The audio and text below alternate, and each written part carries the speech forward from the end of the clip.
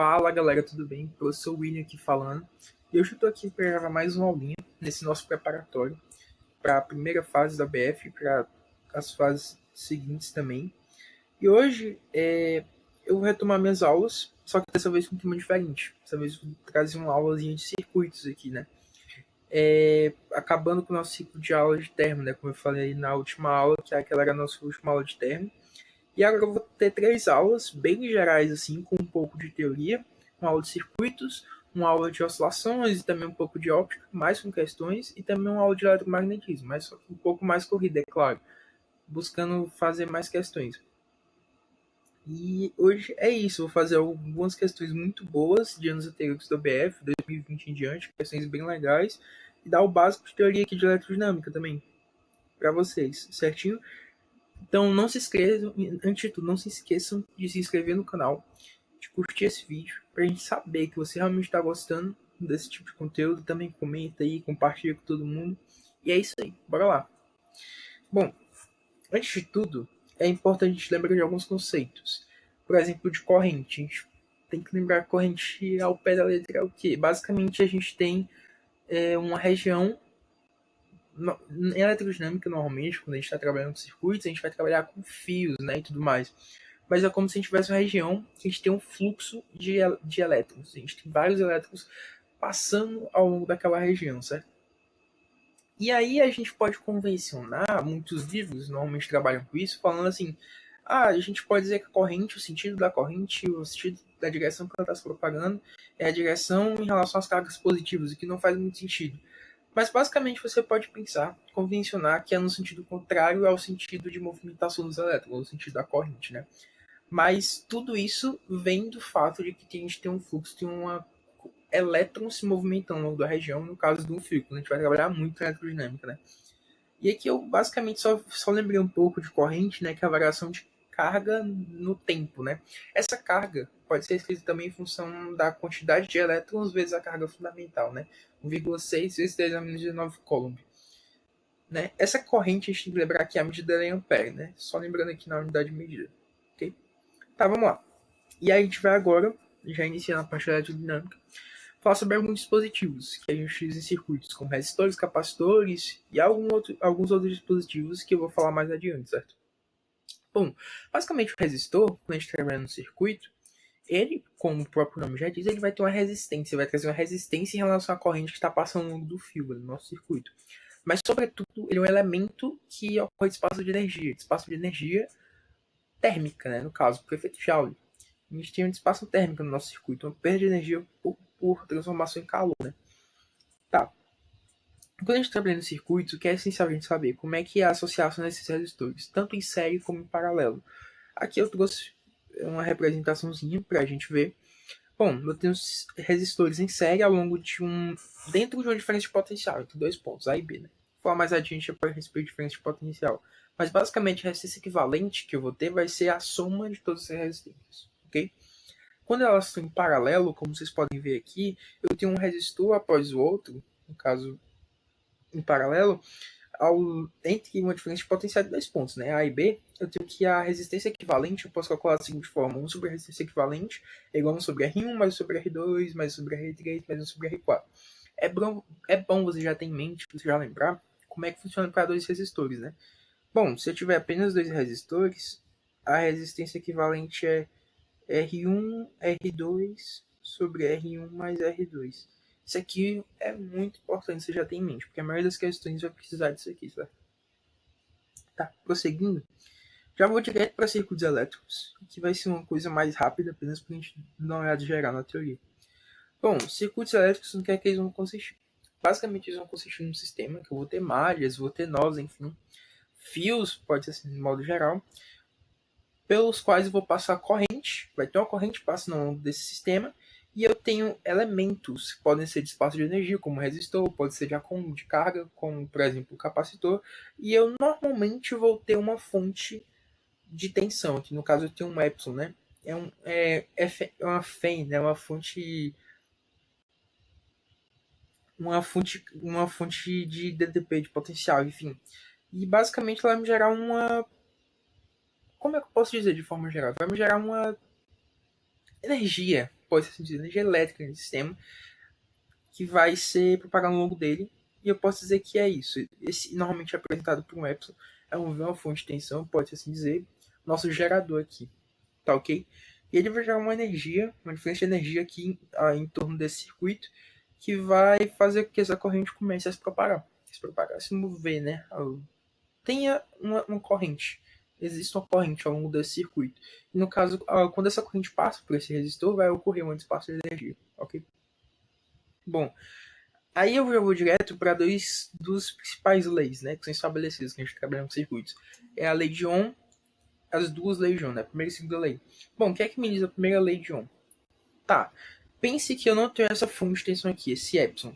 Pense que ele não existe aqui, por enquanto. Eu só tenho esses dois pontos, A e B, conectados com qualquer outro tipo de circuito, qualquer outro sistema. Enfim, isso aqui, esse epsilon foi apenas caráter de representação, para você entender, né? Que eu estou tentando exemplificar a diferença de potencial. Mas aí eu poderia calcular a diferença de potencial, basicamente diferença de potencial entre os pontos A e B, como sendo R vezes I. A corrente que está passando por esse resistor vezes a própria resistência. Tá?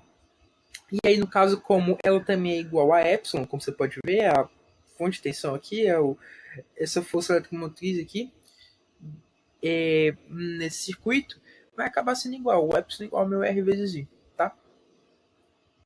E aí, eu tenho o seguinte. Eu tenho a segunda lei de Ohm. Ela diz mais respeito ao formato geométrico, né, do resistor como um todo. Ela diz que eu posso calcular a resistência, né? Isso aqui é experimental, tá? É a segunda lei de Ohm. Ela diz que eu posso calcular essa resistência desse resistor como sendo a resistividade, é basicamente uma constante característica de cada material, de varia de material para material, ok? Vezes L é o comprimento desse resistor, tá? Não representei aqui, mas é como se fosse o comprimento do resistor, vezes dividido pela área de secção transversal. No caso que a área, por exemplo, se eu tiver um resistor cilíndrico, como foi a representação que eu tive, é a área da base, a área em geral, se você fizer uma secção transversal nesse cilindro, vai ser essa área, ok? Importante ter essa fórmula em mente. Tá, para outro elemento, partindo para outro elemento aqui de circuito, vamos para os capacitores. O que é que consiste os capacitores? Bom, capacitor consiste basicamente em um elemento que eu tenho duas placas separadas, pode ter quaisquer coisas entre eles. A gente tem o dielétrico, que é uma coisa um pouco mais complicadinha, mas o dielétrico mais comum a gente tem é o ar, né, o próprio ar. Normalmente tem um espaço vazio entre os elétricos, entre essas duas placas, ok? E aí o que é que vai acontecer? Eu vou ter esse sistema básicozinho aqui, que eu tenho um epsilon, uma fonte de tensão aqui, um gerador. Aí eu tenho a minha resistência e eu tenho um capacitor. O capacitor ele tem basicamente duas placas paralelas. Quando eu ligo ou ativo esse sistema, pense que eu tenho uma chavezinha que permite que o sistema inicialmente esteja aberto, não esteja fluindo corrente por ele.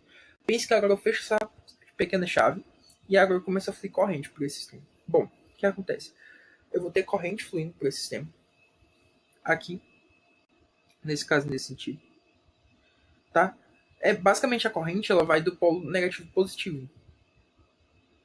O polo negativo e positivo é mais complicado, mas é no geral isso. O polo negativo e positivo da nossa bateria, pense assim, tá ok? E aí essa corrente vai circular aqui e aí vai chegar até o capacitor. Bom, entre as placas do capacitor, a gente vai começar a ter um acúmulo de carga gerado devido, né, à diferença de potencial que vai ser gerado nesse sistema, nesse circuito. E acaba que essa carga vai se acumulando aos poucos, né? E essa carga não para de se acumular até que alcance o limite, um limite de carga, até que o capacitor esteja carregado. Quando esse capacitor está carregado, não tem mais o que aconteceu. O sistema o capacitor para de acumular carga. E aí, a não ser que eu pegue esse capacitor e abra o sistema, ou então pegue esse capacitor carregado e insira em outro sistema novo, para que ele seja descarregado, ele vai continuar com a carga total dele. Certo? Ele vai ser carregado aqui nesse sistema.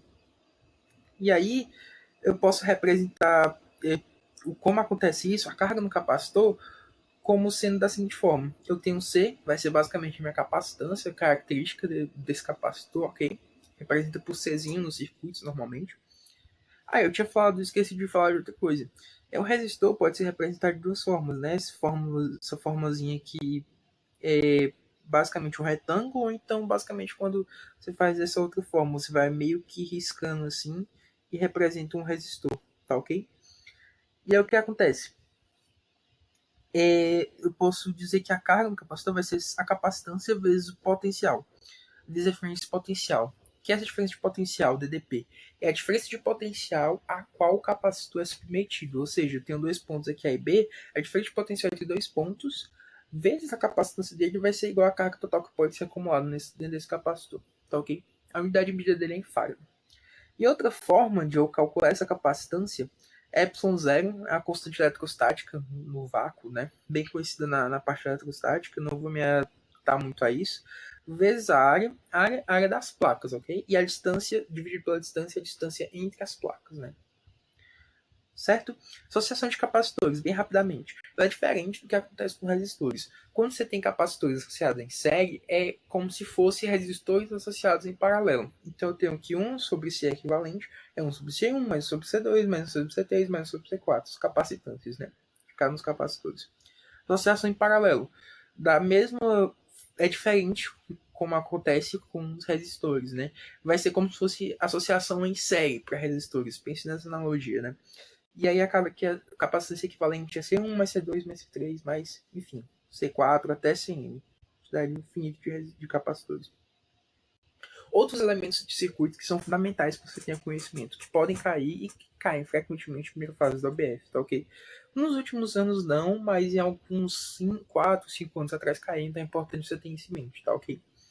Bom, o voltímetro ideal.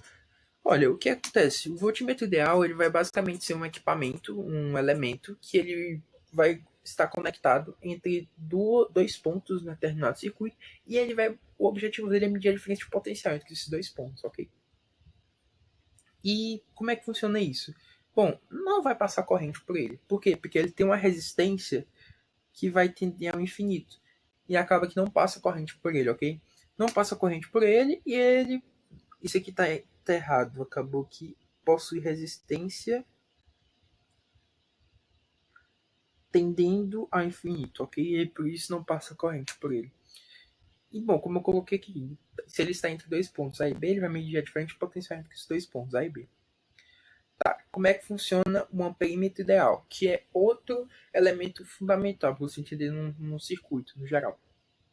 Eu desenhei um pequeno circuitozinho aqui. E o que vai acontecer? Esse amperímetro ele não vai ter resistência. E ele sempre tem que estar associado em série no circuito. E especialmente associado em série na região que você deseja medir a corrente que flui na região que você deseja medir a corrente que passa por ela, certo? Então, se eu quero medir a corrente que passa por AB, tem que estar associado em série ao longo desse trecho AB, para eu descobrir a corrente que passa por ele. E aí eu consigo, consequentemente, descobrir a corrente que passa por ele. Essa é a função do amperímetro, nesse caso. Tá, e agora a parte que é mais prática mesmo, de circuito, que vai ser mais, que é essencial e que você vai conseguir aplicar com mais frequência, é fundamental para você. Você tem que entender realmente as leis de Kirchhoff. É fundamental entender isso aqui, tá ok? Então vamos lá. Primeira lei de Kirchhoff, lei dos nós. Tá, se eu tenho um nó no circuito, eu já falei muitos circuitos aqui para vocês. Eu tenho um nó aqui, por exemplo, desse nó B. Eu tenho um nó aqui toda vez que eu desenho, enfim. Basicamente são pontos de encontro entre as linhas, né? Entre os fios do meu circuito, pense assim. E aí, nesses nós, o que é que eu tenho?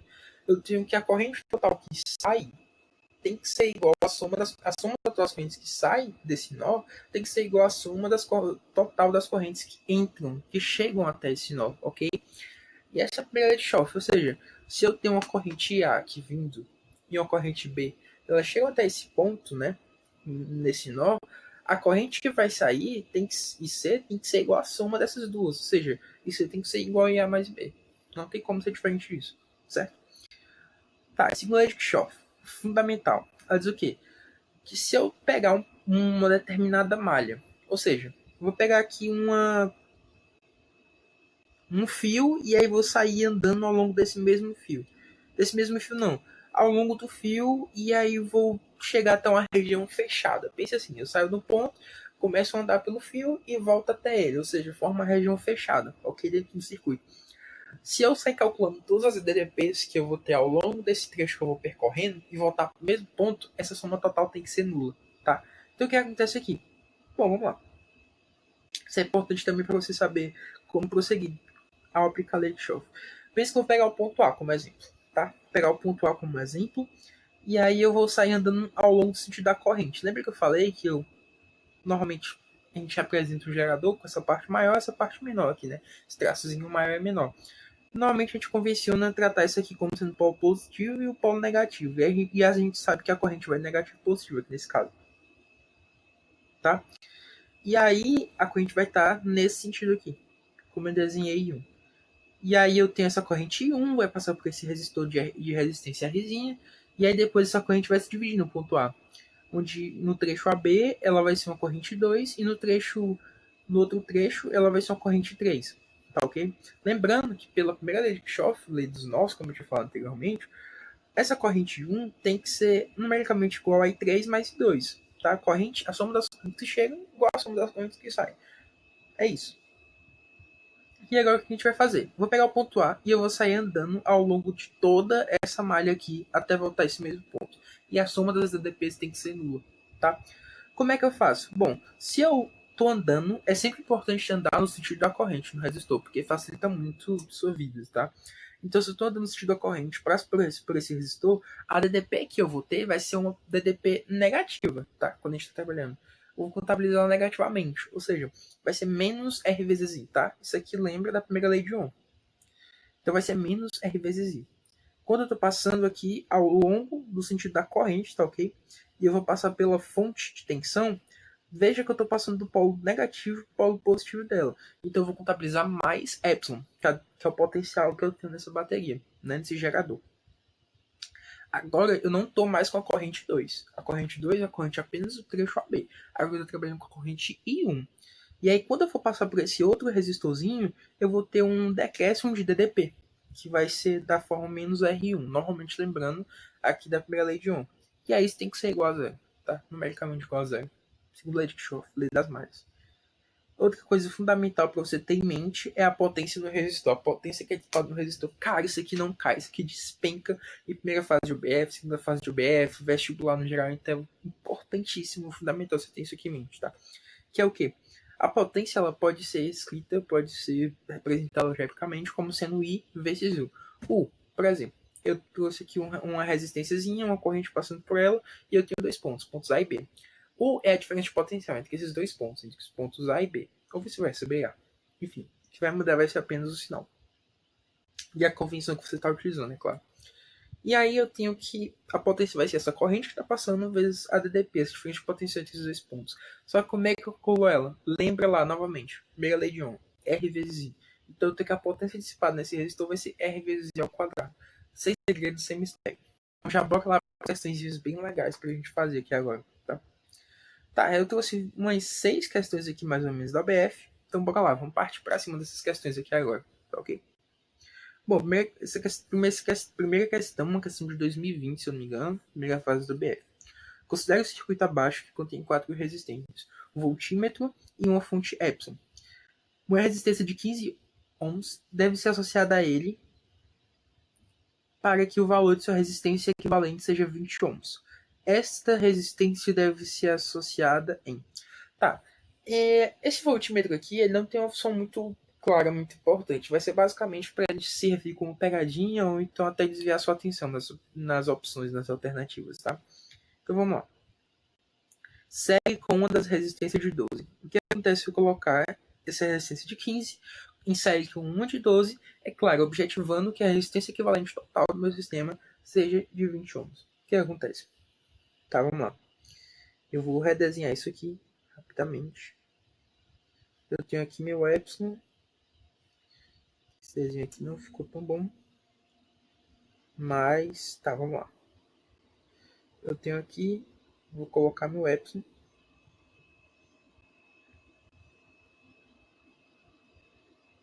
Meu resistorzinho de 30. E aí, vamos lá. Ele tá falando que eu devo acrescentar uma resistência de 15. Tanto faz, um ao outro. Então eu vou ter basicamente aqui agora uma resistência de 27 ohms, tá? Vou colocar aqui 27 ohms, aqui eu tenho 30, aqui meu epsilon. Associado em paralelo com esse, eu vou ter uma de 12, né? Que eu já tinha antes. E aqui a minha resistência de 4 ohms. Tá, beleza, vamos lá. Essas duas resistências aqui, elas estão em paralelo, certo? Como é que calculo? Lembra lá que eu falei do bizuzinho? Para você fazer quando você já tem dois resistores, você já tem em mente isso, já aplicar direto. Vai ser o quê? Vai ser 27 vezes 12 dividido por 27 mais 12, que é igual a 39. Isso aqui vai me dar 12 vezes 9 dividido por 3. Cara, isso aqui tá muito feio. Mas o que eu faria logo em seguida? Eu pegaria isso aqui vai ser o quê? Vai ser 108 sobre 13. E aí eu ia somar com 4. Aí eu ia ter um circuito equivalente da seguinte forma. Epsilon aqui. Aí eu ia ter o 30 aqui. Lembra que o voltímetro eu não estou incluindo ele aqui, porque a resistência dele é infinita, nem vai passar corrente por ele. Então não faz sentido eu incluir ele aqui, tá? Ele vai calcular apenas a diferença de potencial entre esses dois pontos aqui. Se eu tiver esse ponto e esse outro pontozinho aqui, um A e o B, por exemplo, dois pontos. Tá, aí eu vou ter agora minha nova resistência, 108 sobre 13. E aqui uma resistência 4. Enfim, você já tá vendo de cara que essa soma não vai dar 20, né? Como ele deseja. Então, isso aqui não é a resposta, tá? Essa aqui não vai ser minha resposta. Vamos agora para o item B. O que é que o item B está me dizendo? O item B está me dizendo, paralelo, eu devo conectar esse resistor de 15 ohms em paralelo com a resistência de 30. Ou seja, o que é que ele está querendo dizer? Tá, vamos redesenhar isso aqui.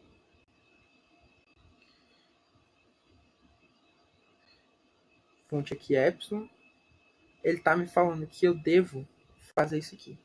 Conectar um resistor aqui em paralelo. Esse resistor, no caso, de 15 ohms. E aqui eu tenho o meu resistor já de 30 ohms. E aí eu posso só sair conectando o restante. Tá? Fazendo direto aqui, esses dois de 12 ohms que estão em paralelo, eles já vão dar 6, né? Se eu fizer 12 vezes 12 dividido por 12 mais 12. Isso aqui vai me dar um resistor de 6 equivalente nesse tempo, tá ok? E aí eu vou ter um resistor aqui de 6 ohms, um resistor de 4 ohms. Pronto, tudo conectado. Tá, o que é que você quer me gerar? Esses dois aqui, eles estão em paralelo, certo? Então é aquela mesma coisa, novamente. 15 vezes 30, a resistência equivalente que eu vou ter aqui vai ser 15 vezes 30, dividido por 15 mais 30. E olha o que isso aqui vai me dar. Isso aqui vai me dar o quê?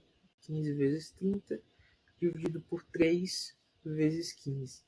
Isso aqui me dá um resistor de 10. Olha, veja que eu vou acabar tendo meu circuito da seguinte forma.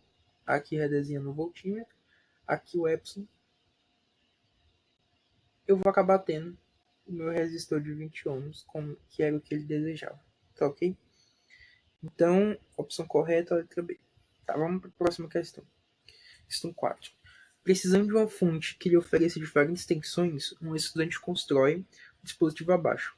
As diferentes tensões são obtidas ligando os fios entre os pontos A, B e C, D e E. Quantos valores diferentes de tensão são possíveis de serem obtidos com esse dispositivo? Tá, vamos analisar. Isso aqui é uma questão até um pouco de combinatório.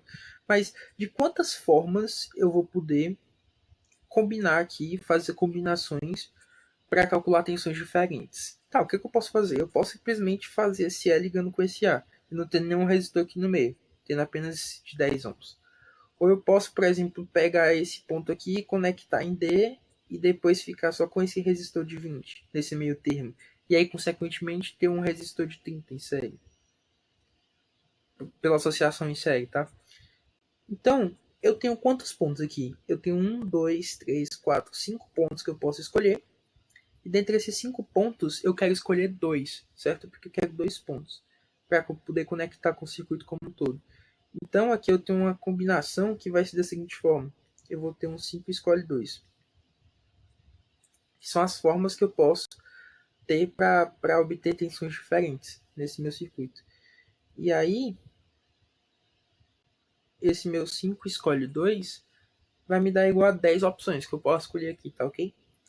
Só que aí a gente vai ter agora que fazer uma exclusão de casos, e a gente vai fazer passo a passo. Que vai ser o seguinte, tá? De quantas formas eu vou poder obter, por exemplo, uma resistência de 10 ohms? Tá, só tem uma forma, que é eu basicamente não tendo nenhuma resistência aqui no meio e deixando só esse resistor de 10 ohms aqui, do lado da bateria, né, da fonte. E agora para obter 20, por exemplo. Tá, quais são as opções que eu tenho? Bom, vai ser basicamente eu fazer aqui um resistor de 10 e outro resistor de 10. Não tem outra forma de obter um de 20 equivalente, tá ok? Perfeito. E agora para obter um 30 equivalente, né? Porque é tudo associação em série, que eu vou basicamente somar quando eu escolher esses resistores. Tá, posso ter esse aqui de 10 e esse de 20.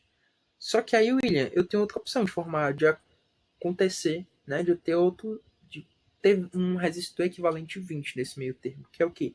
Associando em série esse 15, esse de 15 e esse de 5. E aí, consequentemente, eu somando com esse de 10, eu teria um de 30 equivalente. Tá, e o que acontece? A gente contabilizou o mesmo caso duas vezes, porque eu não posso ter o mesmo caso que gera a minha mesma tensão. Eu quero apenas que gere tensões diferentes. Então, desses 10, eu vou subtrair um aqui agora, tá? Tá, e agora a gente testou com 30, vamos testar com 40, né? Tá, de quantas formas eu posso obter aqui um resto equivalente de 40 ohms? Eu já tenho um de 10, eu quero obter um de 30 nesse meio termo. Tá, como é que eu posso obter um de 30 nesse meio termo? Olha, eu posso fazer esses três aqui juntos. 15 mais 5, 20, mais 10, 30. Ok. E aí... Só que eu tenho outra fórmula, certo? Se você notar aqui com carinho, eu posso simplesmente pegar esse de 10 e esse de 20 para obter um de 30. E aí eu vou ter outro caso que vai ser contabilizado duas vezes. Só que eu quero apenas casos em que eu possa ter uma resistência equivalente diferente, consequentemente tensões diferentes, né? Então eu vou subtrair novamente um caso. Se você testar aqui, continuar testando, você vai ver que esses são os dois casos que eu vou excluir apenas. Não tem outros casos para excluir. Então acaba que são 8 possibilidades, né? Porque eu tenho 10 menos 1 vai me dar igual a 8 possibilidades que eu posso ter aqui, tá? Próxima questão. Necessitando de uma resistência quadrada, um técnico em eletrônica adquire três resistências em forma de fita utilizadas em máquinas seladoras de embalagens, figura abaixo à esquerda. Ele corta as fitas e as emenda, formando os quadrados, figura resistor 1 e resistor 2. Para fazer o resistor 1, ele corta a fita em 4 segmentos retangulares idênticos, de comprimento L, e os emenda de forma a obter a peça quadrada. Note que as emendas são feitas sobrepondo-se os segmentos de fita.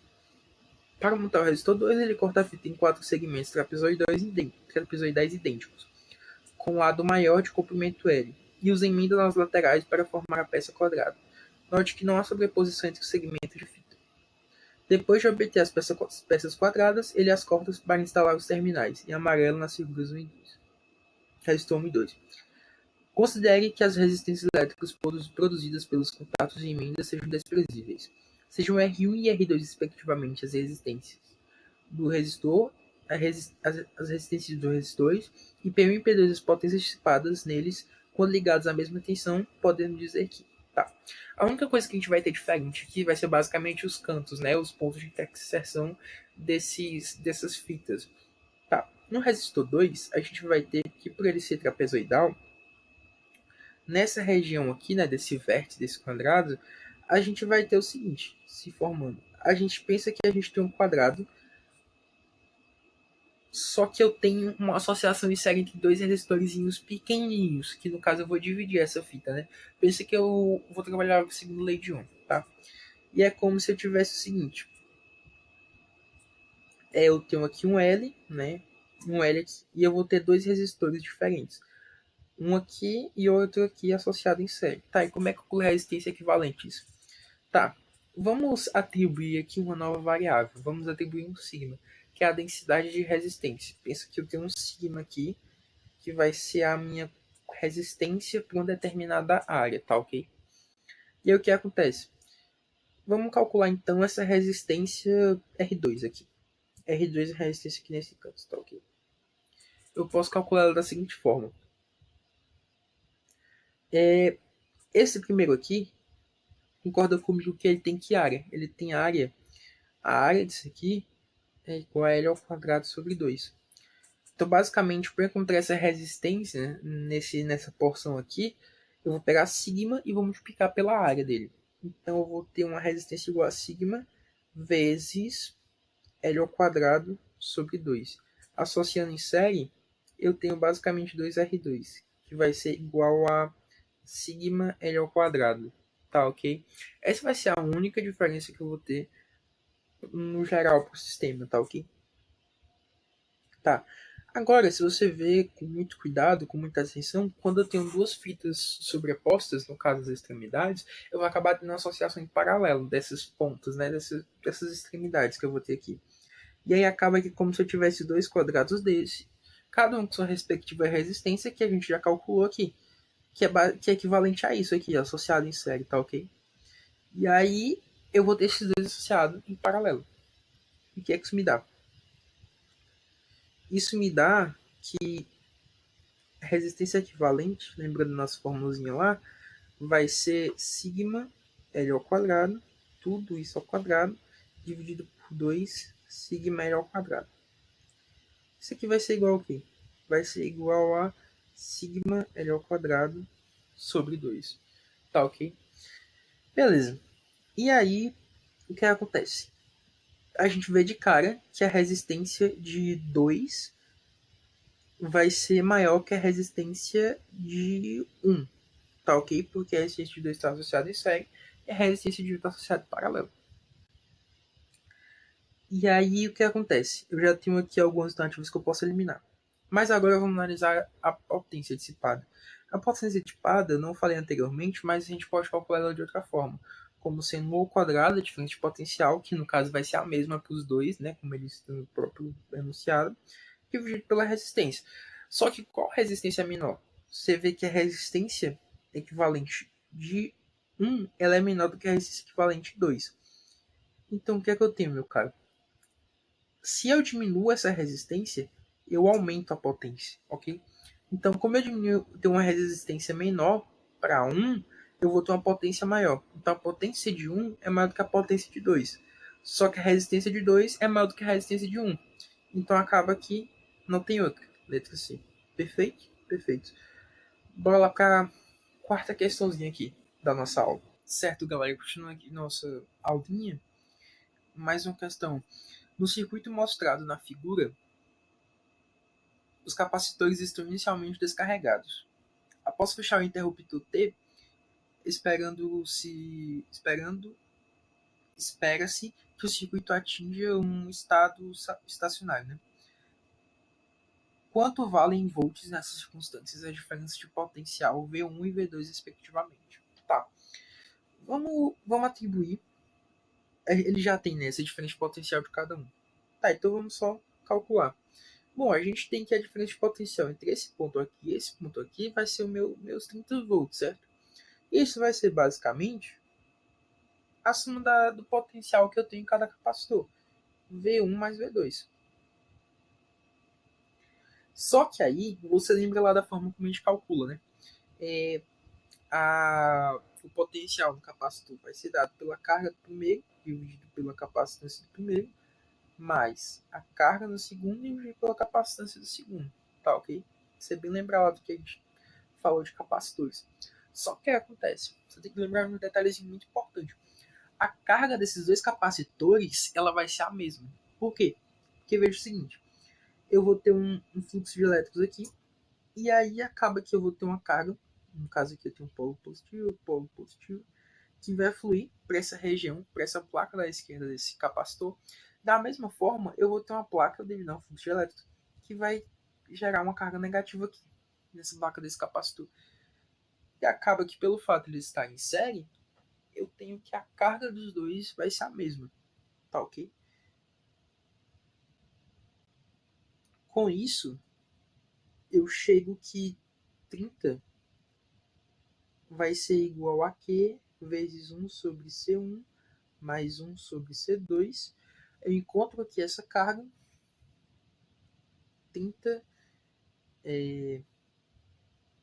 dividido 1 sobre C1 é 1 terço mais 1 meio igual a Q. Fazendo essa continha aqui, eu tenho que vai ser igual a 180, né? Dividido por 5, que é igual exatamente a 36. E aí agora, basicamente, eu vou calcular V1 e V2 de forma separada. Bom, o V1 tem que ser igual a Q, que é 36, dividido por 3, né, que é a capacitância em microfarad, que vai ser igual a 12, e V2 vai ser igual a 36, dividido por 2, que é igual a 18. Ele fala V1 e V2 respectivamente, não tem outra. Letra A. Conseguimos matar aqui mais uma questãozinha. Vamos para mais questão, mais questão, mais questão. Questão 9, eu acho que essa aqui foi da prova de 2023, se eu não me engano, enfim. Eu tenho mais duas questões aqui bem legais pra gente trabalhar agora, tá? Vamos lá. Questão 9. O circuito da figura mostra 4 lâmpadas iguais, identificadas pelas letras P, Q, R e S, todas acesas, conectadas a uma fonte de corrente contínua E.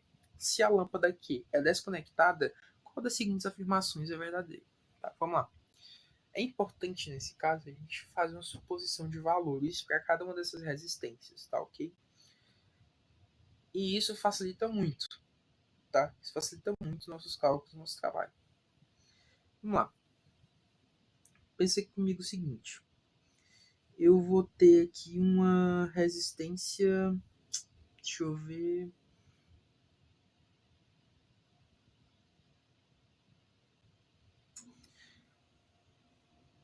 Pense que eu vou ter uma resistência de 12 aqui. Todas elas são iguais, né? Que são R, R, R e E. Mas pensa que eu vou tratar R como sendo igual a 12 ohms aqui. Apenas a efeito explicativo também para ficar mais fácil a visualização do problema, tá ok? E aí, o que, que vai acontecer? Inicialmente, antes da lâmpada Q ser desconectada, eu tenho que o quê? Você vai fazer aqui essa associação em paralelo desses três lâmpadas, essas três resistências. E aí eu vou ter que essa resistência, consequentemente, vai ser uma resistência de 4 ohms. E aí eu vou ter um circuito equivalente da seguinte forma.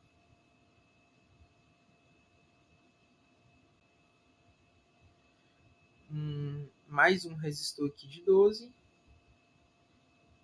Um resistor aqui com 4. Enfim, eu vou ter esse circuito aqui equivalente, né? Com meu E aqui. Certinho? Ok. Agora se eu desconecto o Q. Se eu desconecto o Q, eu vou ter isso aqui no caso com a lâmpada aqui. E aí eu vou ter o seguinte. Eu desconecto essa lâmpada aqui. E aí eu faço uma associação em paralelo entre essas duas lâmpadas, essas duas resistências de cada uma das duas, ok? Vai acabar que eu vou ter aquela formulazinha lá, R1, R2 sobre R1 mais R2. Eu vou ter uma resistência equivalente de 6, tá ok? Que vai ser da seguinte forma. 6 aqui. De 12 aqui. Tá ok? Perceba que a corrente, no geral, ela vai... A corrente, só lembrando, vai ser aqui epsilon, o Ezão aqui sobre R. Tá. Perceba que aqui, no segundo caso, sem o Q, perceba que a resistência aumentou. Se a resistência aumenta, a corrente total ela vai diminuir, tá ok? E a corrente diminui mais ainda quando ela vai ser repassada para cada uma desses ramos aqui. Porque a corrente, concorda comigo que ela é dividida, certo? Quando eu vou dividir essa corrente, se eu tenho, por exemplo, aqui uma corrente de epsilon sobre 18, por exemplo. Essa corrente que vai passar por aqui, né? Epsilon sobre 18. Só que por cada uma dessas aqui, no caso sem que, né? Epsilon sobre 18. A corrente que vai passar por cada uma dessas duas, ela vai ser uma corrente menor ainda do que epsilon sobre 18. Ok? Isso é fundamental. Para você entender aqui o que a gente vai fazer agora com cada uma das opções e cada uma das alternativas, né, no caso. E aqui eu teria, no caso, 16, né? Uma resistência equivalente a 16, tá? Bom, vamos lá. Nas alternativas, as lâmpadas PR e S permanecem igualmente brilhantes. Não.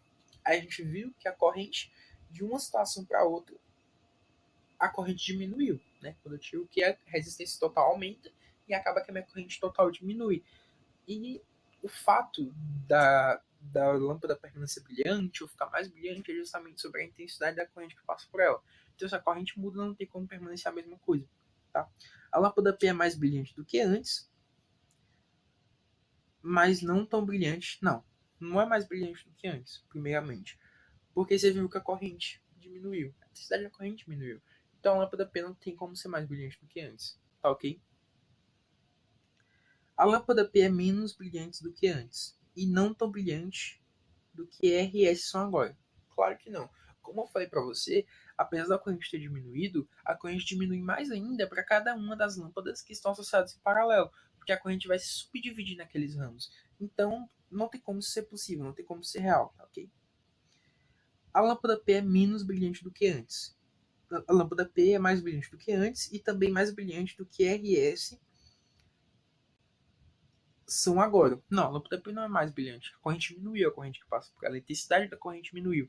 Então ela é menos brilhante do que antes. Letra E. A lâmpada P é menos brilhante do que antes, mas mais brilhante do que R e S são agora. Perfeito. A corrente diminuiu, a intensidade da corrente diminuiu, ela se torna menos brilhante, mas só que R e S tem uma corrente que passa por eles menor ainda. Então ela é menos brilhante do que P. Letra E. Tá ok? Perfeito. Tá, por último, sétima questão. Os três resistores A, B e C do circuito mostrado na figura possuem a mesma resistência. Sejam PA, PB, respectivamente, as potências dissipadas nos resistores A e B. Ao fechar a chave S, é correto afirmar que... Tá, vamos lá. Vamos analisar bem aqui com certo cuidado. Eu vou supor aqui novamente, né, valores para essas duas resistências. Para essas resistências. Ele fala que... Tá, vamos considerar todas como sendo 4 ohms. Todas têm a mesma resistência, né, segundo ele. Então aqui eu vou ter 4 ohms, aqui eu vou ter 4 ohms e aqui eu vou ter 4 ohms, tá? Ao fechar a chave S, é correto afirmar que... Tá, vamos analisar primeiramente o que acontece inicialmente no sistema, tá? Eu acho mais interessante até a gente nem trabalhar com valores, vou trabalhar com R mesmo aqui, tá? Um Rzão, um Rzão e um Rzão aqui. Tá? Inicialmente tem o quê? Eu tenho inicialmente que a corrente que está passando nesse circuito, né, primeiro caso, né?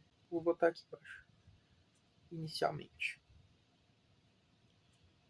Inicialmente tem o seguinte, que a corrente vai ser igual a V sobre 2R, porque a chave S ainda não está fechada, então eu tenho o resistor B e o resistor A em série, ok? 2R, V sobre 2R. Tá. E qual vai ser a potência dissipada em A e em B? Bom, a potência dissipada em A vai ser igual à potência dissipada em B, que é igual a R vezes I ao quadrado, ou seja, V sobre 2R ao quadrado. Que é igual ao que, meu caro? Isso aqui vai ser igual a V sobre 4R. V ao quadrado sobre 4R. Perfeito? Perfeito. Agora, quando eu conecto, né, nesses dois casos. Quando eu conecto, o que acontece é o seguinte, meu caro. Depois eu vou ter SV em paralelo, ou seja, eu vou ter uma resistência de R sobre 2 equivalente nesse sistema aqui.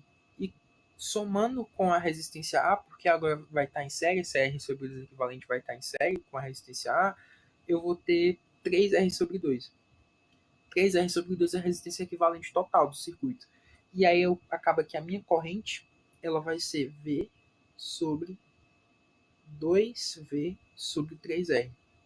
Certinho? E aí eu vou calcular a potência agora em A. A potência em A, fazendo a mesma coisa que antes, vai ser R vezes I ao quadrado. Vai basicamente me dar 4V2 sobre 9R2, que é igual a 4V ao quadrado sobre 9R2, certo? E aí agora para calcular a potência em B. Tá. A potência em B, você vai ver o seguinte. Como eu tenho duas resistências iguais, e eu tenho uma corrente que está passando aqui, né, nesse sentido, que é de módulo 2V sobre 3R, eu posso dizer que essa corrente vai se subdividir de forma igual, vai se dividir igualmente. Ou seja, vai ser basicamente V sobre 3R vai passar aqui, e V sobre 3R vai passar aqui, porque eu tenho duas resistências iguais. Esses dois ramos são idênticos, pode-se assim dizer. E essa resistência aqui, ela continua sendo R. Então acaba que a potência em B, ela vai ser igual a R vezes a corrente está passando por ele. V ao quadrado sobre 9R. Então vai dar igual a V ao quadrado sobre 9R.